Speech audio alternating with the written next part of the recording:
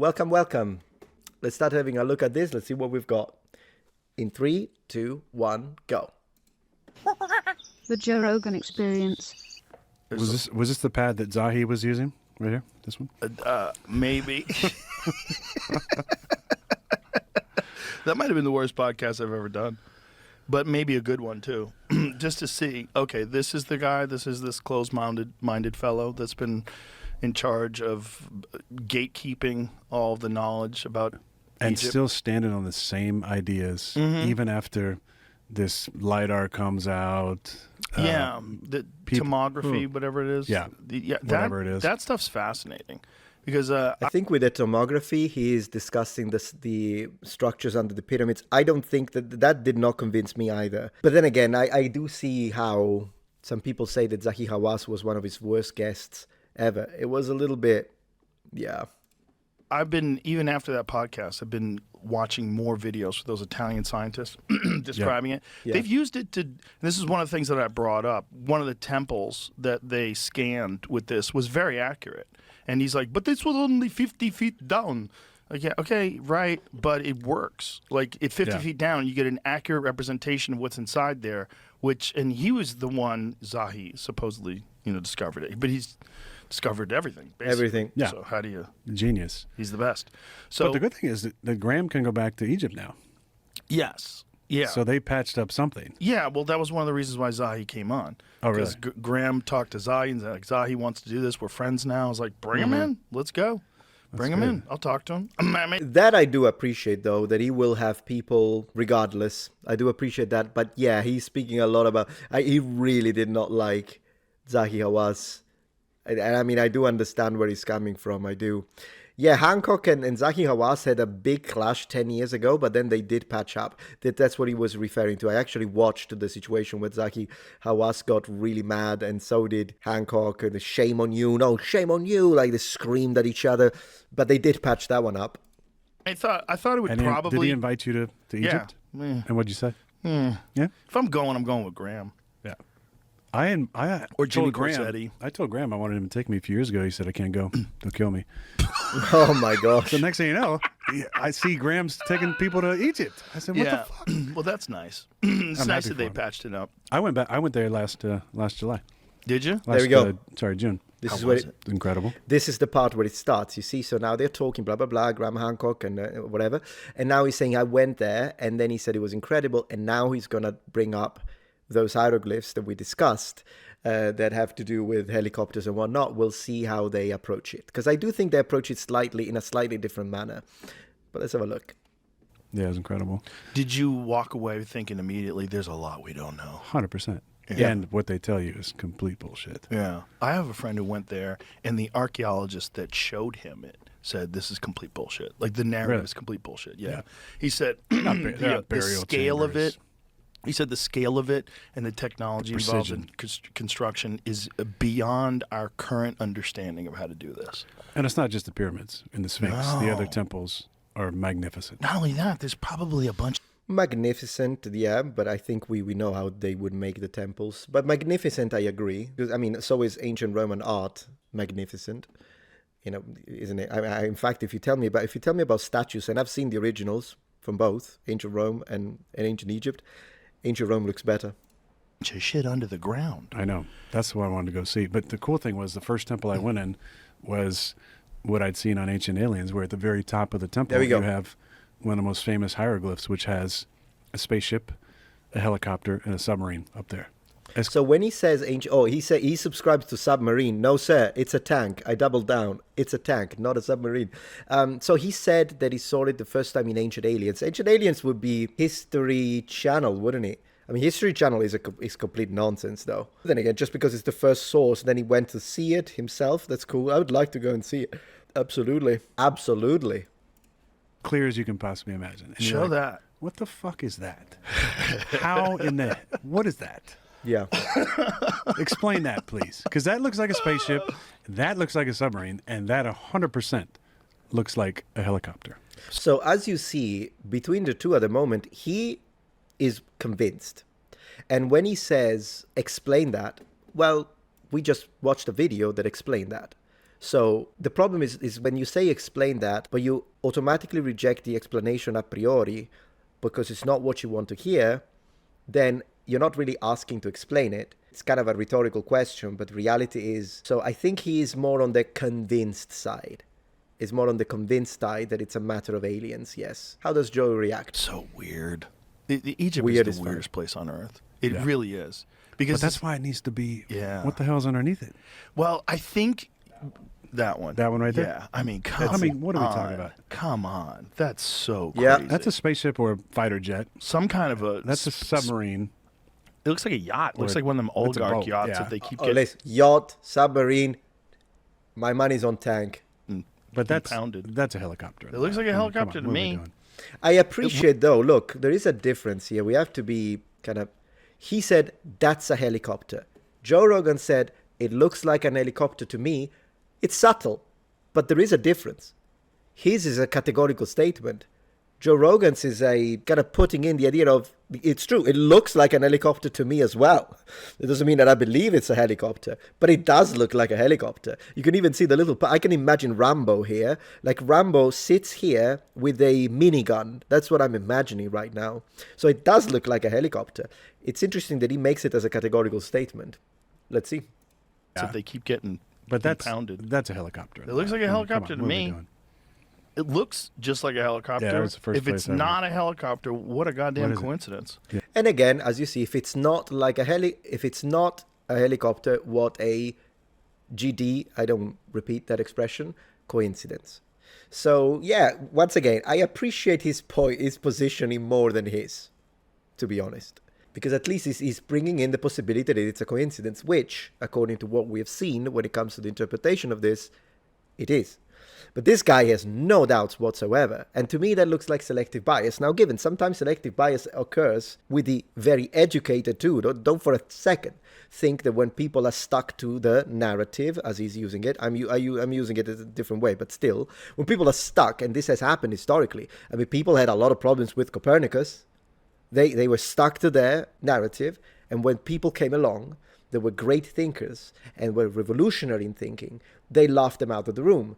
But Copernicus was right. So it does happen sometimes that I think being stuck into one preconceived idea, in his case, this is 100% aliens, of course. There's no way he's not going to see a helicopter here. But sometimes it is also dangerous, less likely, but it is also dangerous to stick to something so much that you forget the scientific method, which is always a method of reevaluating and testing. It's not a method of, we know it all, and we cannot be challenged. No, science is challenged continuously, particularly in the presence of new evidence. With that being said, yeah, it looks like a helicopter with Rambo, but I don't believe that it is an helicopter. So there is that. That's the alien overlord. Which one do you think? I think the overlord flies in this.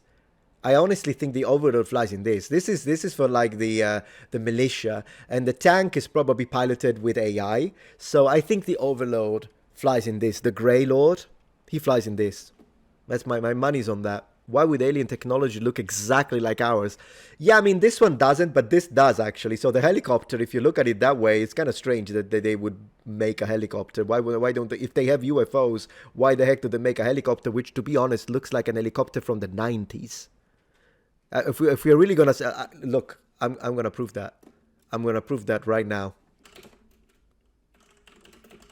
Ooh, this is what it reminds me of. This is stuff from the 90s, guys. I think. No, not that one, but this one is 90s. Some of these are not, but this one is 1990s. It kind of looks like that. A little bit. Man, I remember this one from the movies. Rambo, let's see Rambo. Rambo. That's him. From ancient Egypt. Look at him. Look at this ancient Egyptian right here. With his helicopter right there. That's the one, guys. That's the one. I wonder if they have video games. The aliens, I mean. I do wonder if they have video games like Contra, but the alien version of Contra, where they are like the humans are the bad guys and the aliens they're getting invaded by the humans. Who knows? Okay, so already the other day, as we were talking about this, we showed some images, but I think this is the best image that I could find online to kind of discuss and talk more in details about what these symbols actually are. So at the top is this, as you can see here, you have this symbol here, which looks like a bow, because it is a bow. We have this symbol here that looks like a hand, and then we have this symbol here that looks like a mouth. This is the inscription of the royal titles of the pharaoh Seti I. On top of these, so these will become, this one, the bow will become the helicopter, the hand will become the flying tank, and the mouth will become the flying saucer. Now, if we look at the addition from Ramses II, his son, as he adds a layer of plaster on top of these and then has his own artisans to write his kingly titles, because he's the one who finished the temple that Seti I started. So he's adding these symbols here. However, with time, the plaster falls, revealing the underneath existing hieroglyphs that were written by Seti I, and so now they merge. All right, so the helicopter section, as you can see, the top of the helicopter, which kind of looks like the helicopter's blades, is in fact the string of the bow. Then we see that what appears to be the vertical tail end of the helicopter comes from this set of glyphs that were added by Ramses. And as they merge in the front, they create the front end of the helicopter, and boom, you've got this plus this creates the helicopter. Then the hand, as we can see, is now what we are adding at these two lines like this. Basically, what that's going to create now is, if you think that this is the tail end of the tank, then this is some kind of spoiler. If you believe this is the front end of the tank, then this will be the cannon. But as you can see, you can actually clearly see it. That's what's happening with the flying tank. Last but not least, so the mouth now has had these glyphs added. And what these do, they kind of turn it into what appears to be some kind of spaceship. Although then again, if we have to be honest, a vertical tail would make the flying saucer, the UAP, UFO, more aerodynamic, but if it's supposed to fly in space, it's not like it has to deal with air. So already, I don't know why it has a kind of a vertical tail there and some kind of other additions here. But yeah, so basically that's what gives it that shape that makes it look more like a flying saucer. And that's it. So these are the three hieroglyphs. This is how they explain it. Let me know what you think. Okay, so let's continue. This Rambo is an absolute one. Yeah, I love Rambo. Let's go. Yeah. And, you know, there's a bunch of weird stuff there. A bunch of weird images. True. And how about that one plane that they found that was inside? They found like a wooden plane that was inside one of the chambers.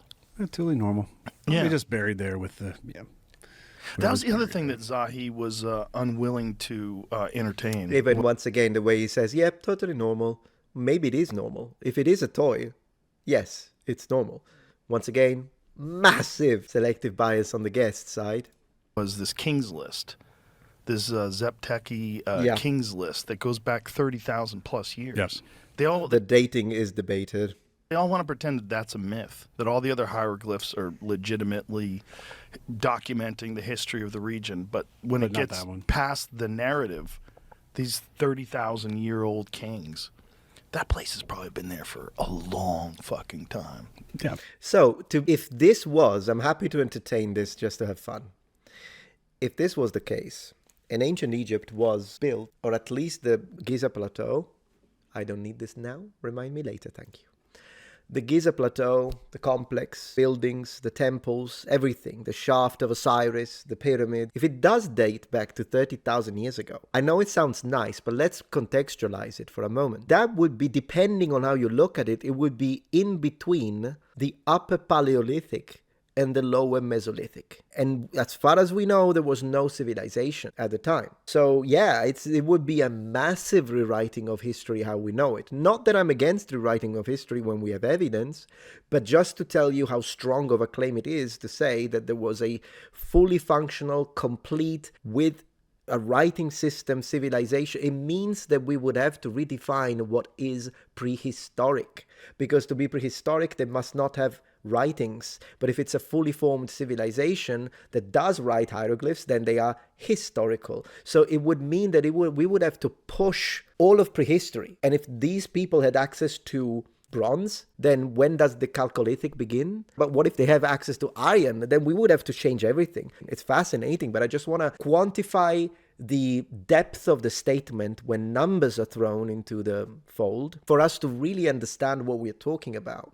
What we think when it comes to the Paleolithic and the early Mesolithic. Mesolithic already we have, of course, Neolithic is when we have the advent of agriculture, so settled society and all that. Mesolithic, no agriculture. Clearly Paleolithic is before that, no agriculture. In both cases we have hunter-gatherers, but when it comes to hunting implements, it is in the Mesolithic, unless new evidence has come up when it comes to this, because I am referring to something I studied a few years ago, but it is in the Mesolithic that, for example, bow and arrow technology, as both hunting and, in my opinion, war technology, was already developed. So it is extremely ancient, the bow and arrow, as tech for war and hunting parties.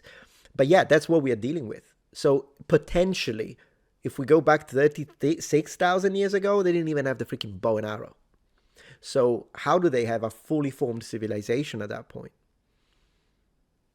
That's what we are discussing here. Some people can write and still be uncivilized. I agree. Yeah, that's why, like, I know that Flint Dibble was saying that now they don't even use the term civilization because it's too broad. Civilization is such a cool name, and besides, I played 7 of them. I started with the first civilization, guys. This is so don't you dare take away the term civilization. I love the term. Just make it definitive. Come up with a good definition of what a civilization is and what classifies a civilization, what sort of advancements they need to have, what sort of society they need to have, and then we can keep using an awesome word. Let's not remove lovely words from our vocabulary, please, Mr. Dibble, if you don't mind. Probably hundreds of thousands of years. Which is so great. What? Oh my God. I just said that what Joe Rogan said with 30,000 was crazy. He says hundreds of thousands. So he's going deep into the Paleolithic and he's placing helicopters in it. Hundreds of thousands of years old. Man, at this point, just roll a die. Crazy. And it's probably built on other stuff. Yeah. Yeah, well, that's the other thing about the base of the pyramids. It's like you have to realize, like, there's a base there before they put the pyramids up. They put this insane base.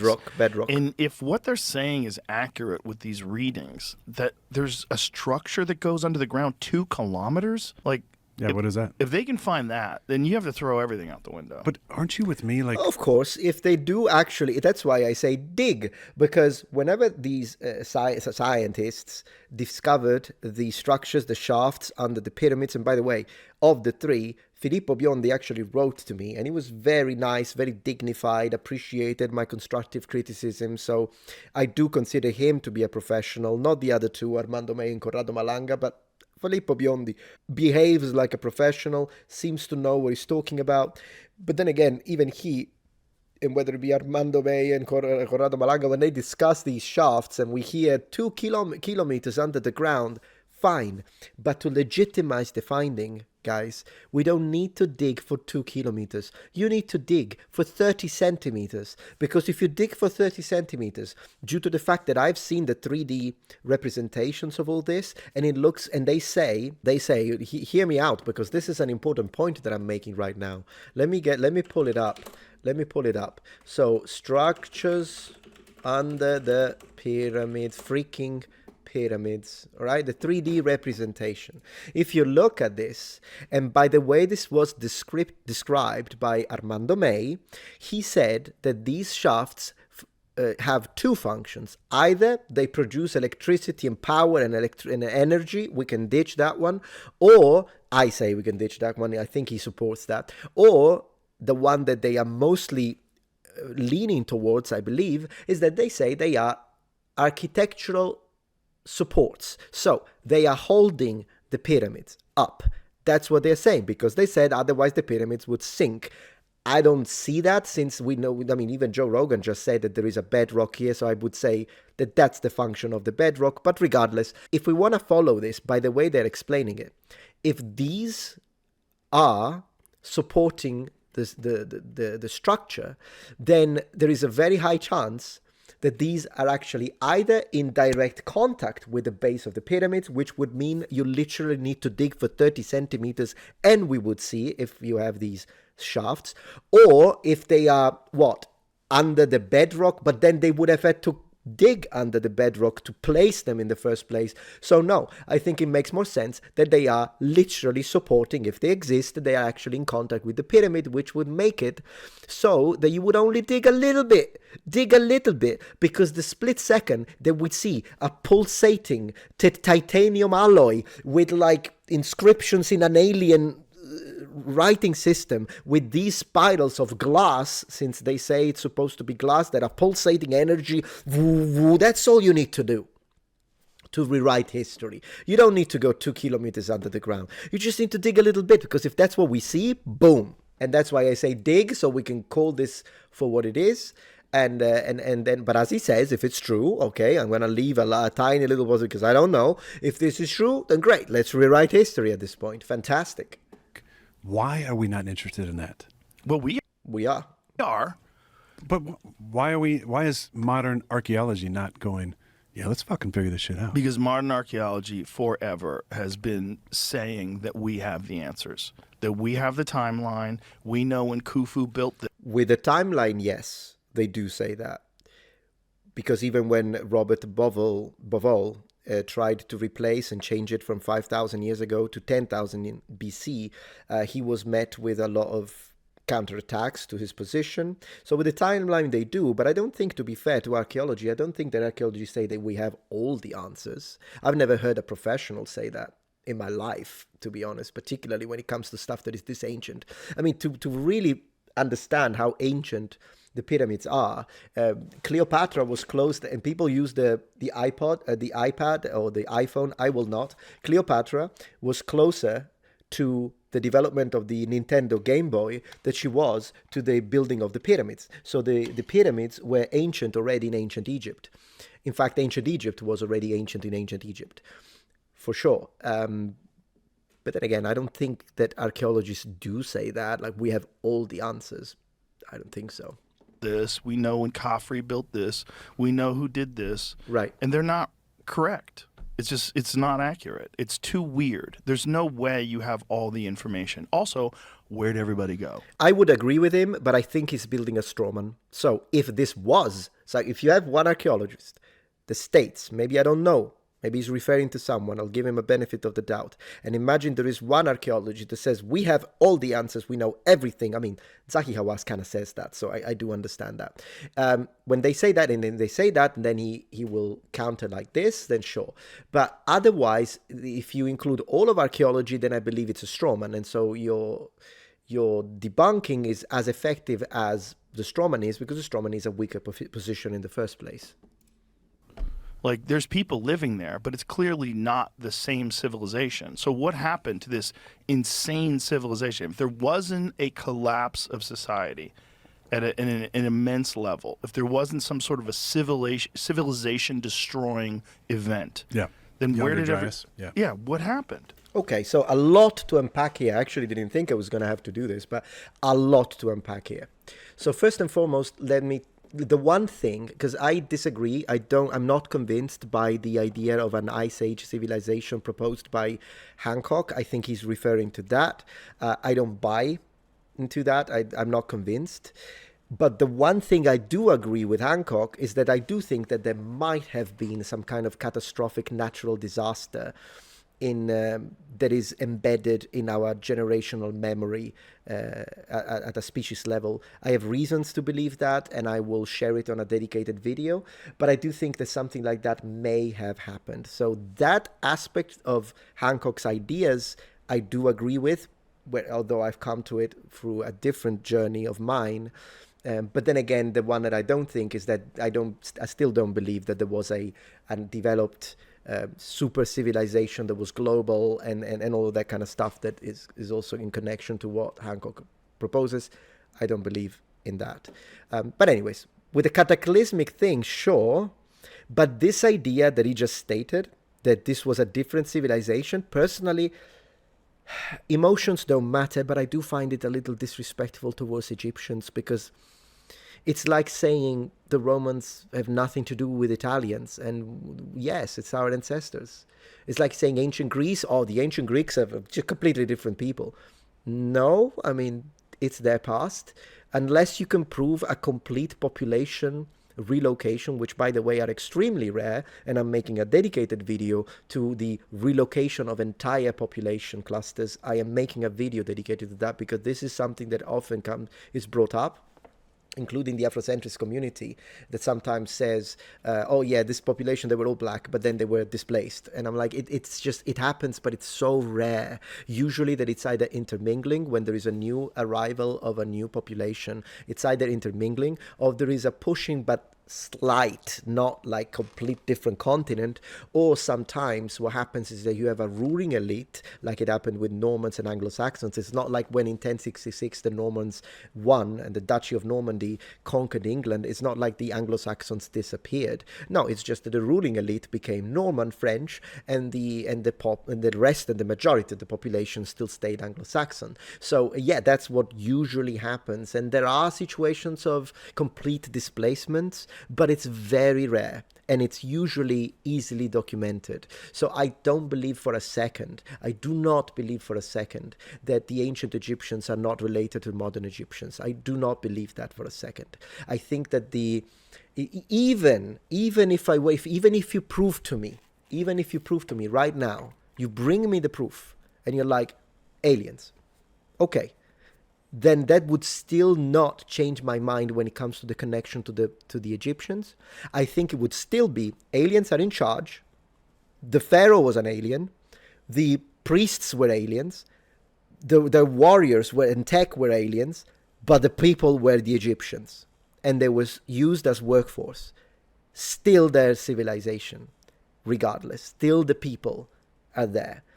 Clearly, you have had the Arab invasion. Obviously, there is a certain difference in some genetic makeup of some of the people, but it's not like, I don't believe this idea that is often pushed by the, again, certain communities where they say, oh, the Arabs completely replaced the entirety of the population. Do you just look at the numbers of the population in Alexandria of Egypt? How do you, you would have needed modern tech to eliminate systematically every single person.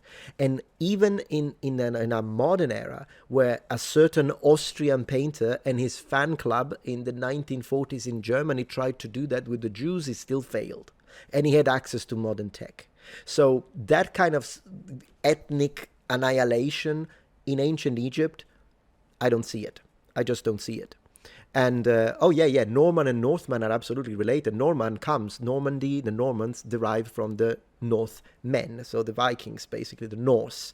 They relocated to France. They were fighting with the Kingdom of France. The king is like, I don't want to deal with this. How about I give you leave Paris, and I will give you this area that will then be called Normandy later. You settle there, you start drinking wine, you learn French, and basically that's what Normandy is. The Normans are relocated Norse men that acquired those territories, mingled with the local population, and then after a century, they were basically speaking Norman French. And but the origins are absolutely Nordic. And so anyways, as I was saying, I just don't believe this idea. And that's not something that he is saying, just him. If you look at, once again, one of the statements that I strongly resent from Armando May during his interview with Jay Anderson over at Project Unity was when he said that these monuments, megalithic structures and pyramids and the Sphinx, they do not belong to the Egyptians. I think that's, unless you can prove it, I just don't believe it. I think it's a disrespectful statement. Not that it matters, feelings don't matter, but I do think that when you don't base it into anything, then I'm starting to think, why are you saying that? And it's kind of weird to me. So as I was saying, even when there was the Arab conquest, it had a significant impact on a cultural and linguistic level.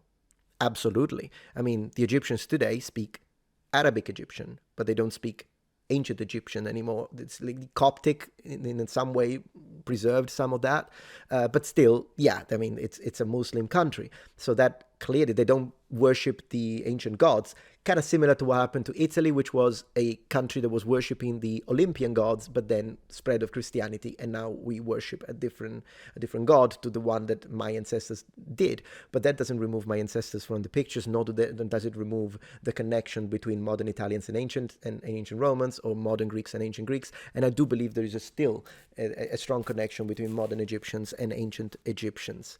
It's not the exact same, but it's, yeah. I do think that the pyramids belong to the Egyptians. I don't see any reason not to think that.